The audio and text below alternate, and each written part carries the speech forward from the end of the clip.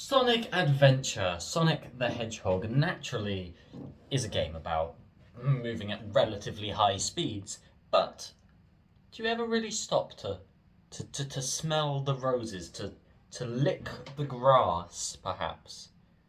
To admire the, the world and the beauty and the craftsmanship which has gone on into creating this game and its world and the stages? Probably not. You probably are just running through having a good time. Which I'll admit, I've done this entire time. But I thought, well, I'm going to have a little look around these little empty spaces, little corners of Sonic Adventure, and see what sort of secrets and things we can discover. There are actually secrets. There's a few. I think there's an unused path we'll get to, but we'll save that towards the end. We'll just have a little look at the sort of areas and the sort of feelings that they evoke. So to start with, this little area here in Station Square is a nice little area by the sea near where I think it's Twinkle Park entrance is. It's just a really nice little area. It gives me a nice little vibe. It's not really an area that's paid attention to too much, especially that little embankment off in the distance, because yeah, you go down. I think you go down into the sewer for a mission somewhere or something, but like there isn't really a reason for this other platform to be here. You know, but it is.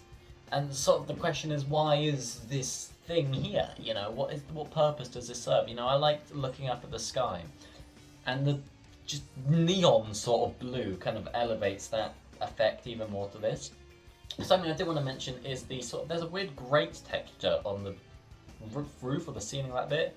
I don't quite know why. It looks like it should be used for like a floor, like the white should be like an alpha and it should be see-through.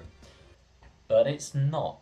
I next moved for a little investigation, little look around into I think it's a hotel, into the hotel area. I went around to this little corner because I thought there'd be, you know, if there's an area where there's going to be nothing going on, it's this corner. But instead, I was wrong. There's this little, like, weird thing with the roof here where you can see the floor on the bottom of the ground from where the steps go up has this sort of tile texture.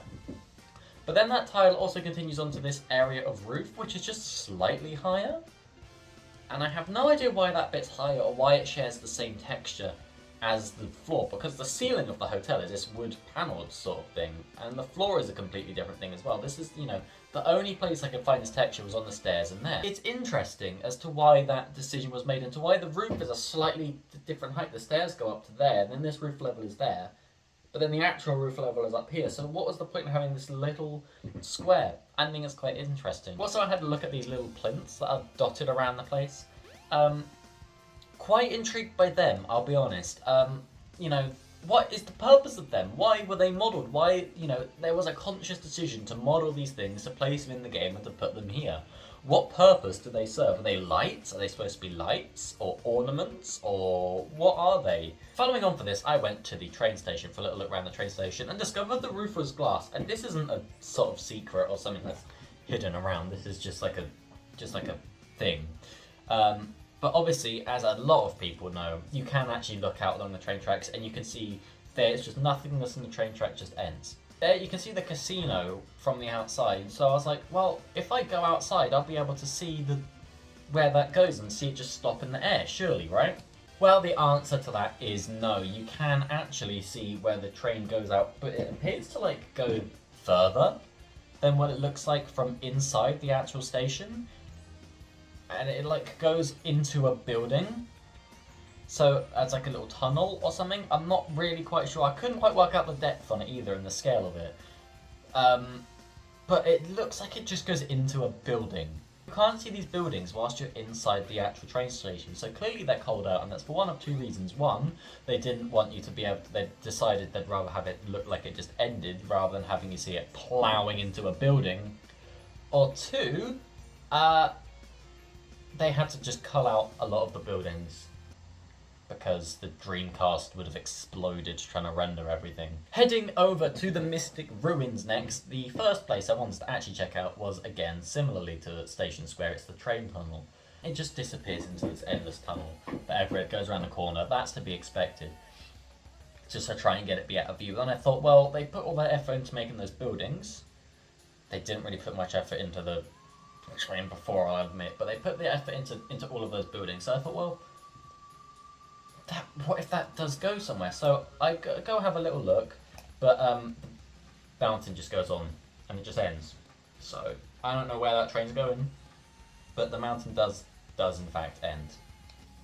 Then I went up and had a look at just the, quite frankly, beautiful skybox of this area at this time of day. It is lovely, but in doing so, I accidentally discovered this little waterfall which drops into the sea. And as we all know, all rivers eventually feed into the sea. So I was like, well, there is that area of the water, the big sort of lake area. What if that is connected? So I follow the little path from the little river up to where the lake is. I see, yes, in fact, it is actually joined to the lake, and that lake is fed by another waterfall. Now, I'm not quite sure where that waterfall comes from. It looks like it just appears, you know. They obviously they don't need to model stuff like that, especially for a game that's old. But the waterfall just kind of drips over the hill, feeds into that lake, which then feeds out into the sea, which is lovely.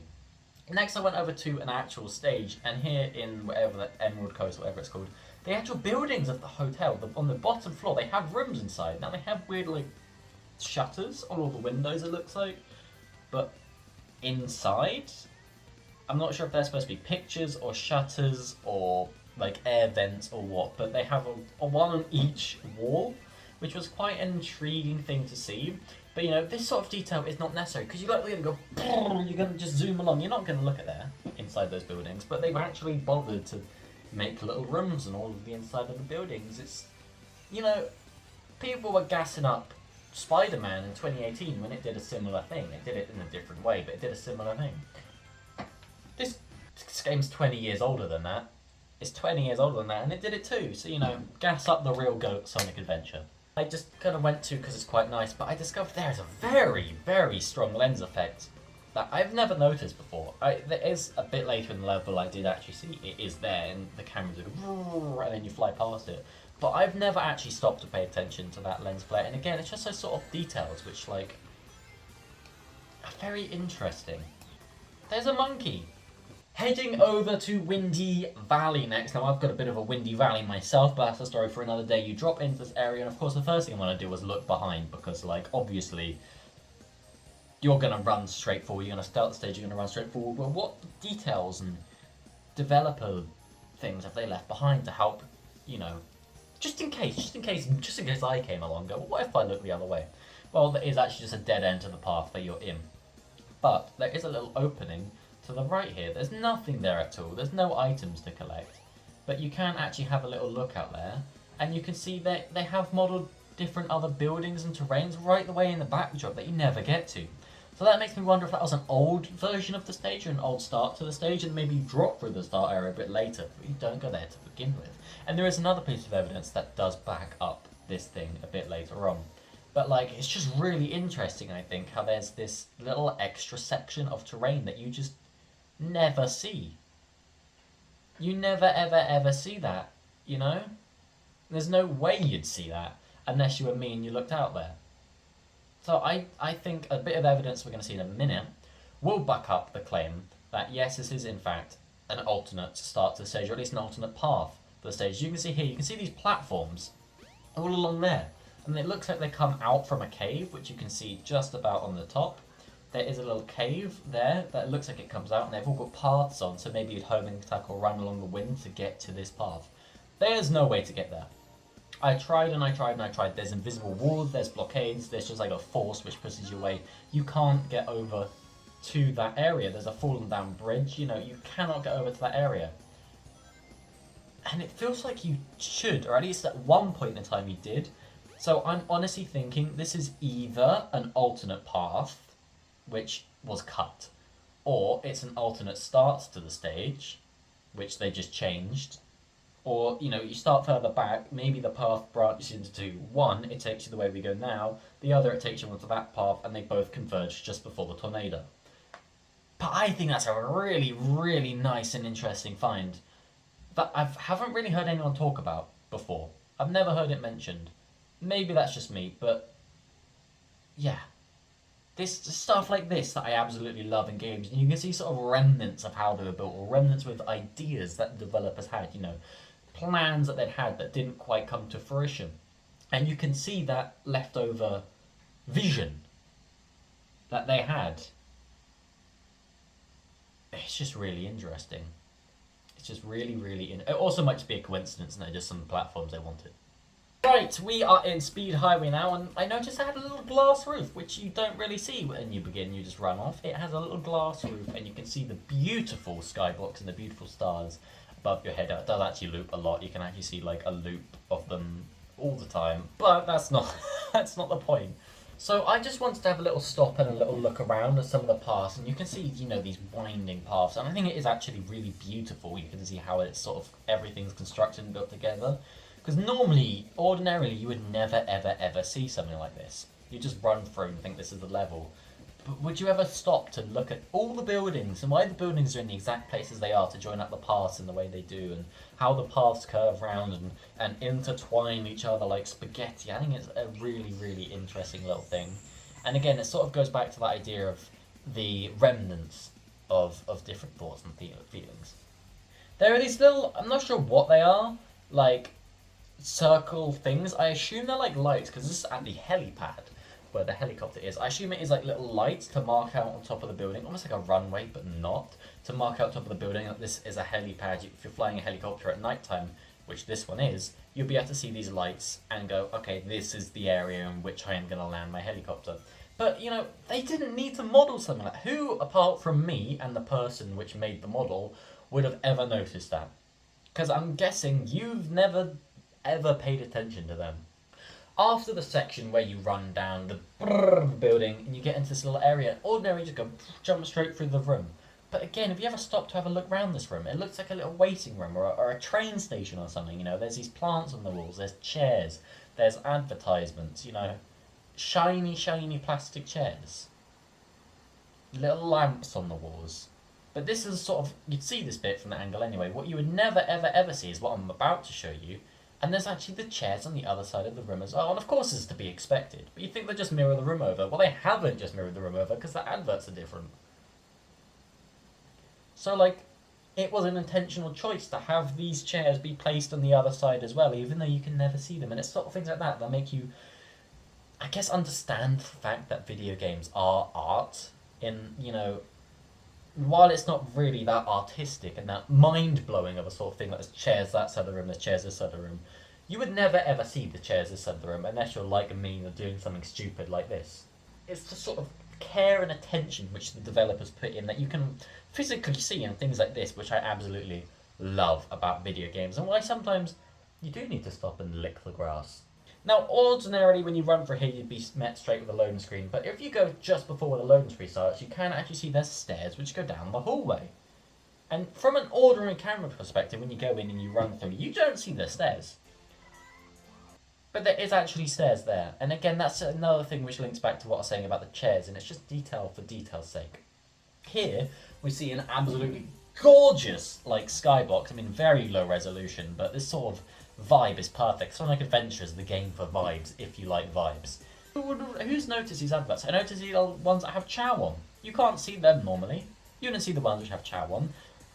But there's a little Chow advertisement. Chow getting abducted by spaceships. I assume, Chow in Space 2, Sonic Adventure 2. This is Chow in Space 1. It's sort of that, who would have thought of that? And then I on this little, water thing. I'm not sure what it is. There's a little rabbit thing on it. Again, I'm not quite sure what that is. But there's a little rabbit thing, and it says words on it, but I couldn't quite make out what it says. And then later on in the stage, there's a very similar thing. There is other little things that I think are water, holders too, I'm not quite sure. But in them, they say R Express.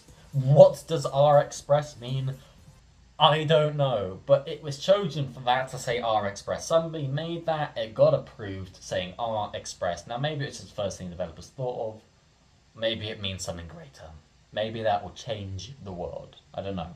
And that is where I'm going to call it a day for there. Now, there's a lot of the game that obviously I didn't touch, but I think it's interesting to have a look at some of these little areas that you know, they've got a nice little amount of detail in that chances are very, very few people would have ever paid attention to. The developer that made them would have paid attention to it. The person that probably told them to put them there would have paid attention to it. But the chances are the ordinary person, you or me, would never have noticed.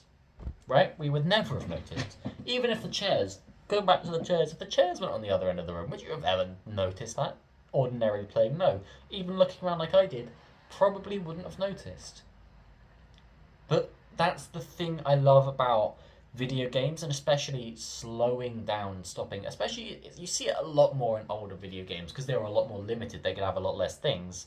That when you do slow down and when you do stop, when you do admire all of these things, you can really see, thought and care had to be put into every single thing, where everything was and why it was there. Because or now in video games, yeah, we'll have some rocks over there, some rocks over there, some trees. We've got a chair model that this person will stick a broken chair over there and over there and over there, and we'll dot them all over the place, you know, to make it look more lived in, whatever. But when you look back at older games like this, especially ones like Sonic, where you're expected just to run through the environments and not pay attention to them, when you do actually stop and pay attention to the environments, you notice these amazing things. And, somebody thought about everything that was there. Somebody thought about all the plants that were on the wall, the lights, all the adverts, the R Express. Somebody had to think about that and create it themselves for the sole purpose of making this world feel a bit more lived in, which probably very, very few people have realised. And I just think that's and it's an amazing thing to do. So, I mean, yeah, I could waffle on for hours and hours and hours about this for a million games. Maybe I'll do some more in the future. We'll see. If you liked it, this sort of look at the environments, do tell me and I will do more in the future. But yeah, thank you very much for watching, and I'll see you next time. Goodbye!